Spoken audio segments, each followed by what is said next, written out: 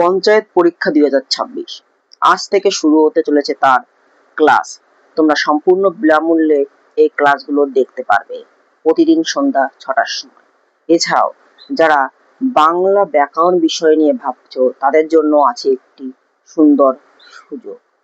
প্রশান্তের পাঠশালা YouTube channel থেকে তোমরা বাংলা ব্যাকরণের বিষয়, সমাজ, কারক, বিভক্তি এই সম্পর্কে সম্পূর্ণ ধারণা পেতে পারো। আমরা লিংক অবশ্যই দিয়ে দেব, তোমরা অবশ্যই পোস্টে খেয়াল করবে।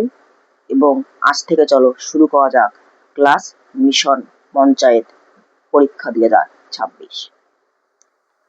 গণতন্ত্রের সাফল্যের প্রধান শর্ত: প্রশাসনের তৃণমূল স্তরের জনগণের সক্রিয় অংশগ্রহণ।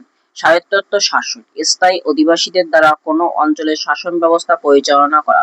রাষ্ট্রের ক্ষুদ্রতম রাজনৈতিক একক রূপে গ্রাম। এই কথাটি পাওয়া গেছে মনুস্মৃতি কৌটিল্যের অশ্বত্থ গ্রন্থে। প্রাচীন ভারতের পৌর প্রশাসনের রূপরেখা সর্বনাম পাওয়া যায় মেগাস্থিনিসের লেখা ইন্ডিগোতে।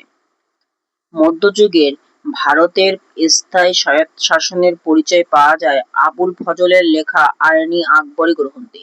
ভারতের স্থানীয় স্বায়ত্তশাসনে অবনতি ঘটে ব্রিটিশ শাসন। জেলা সংসদের সভায় সভাপতিত্ব করেন সভাধিপতি।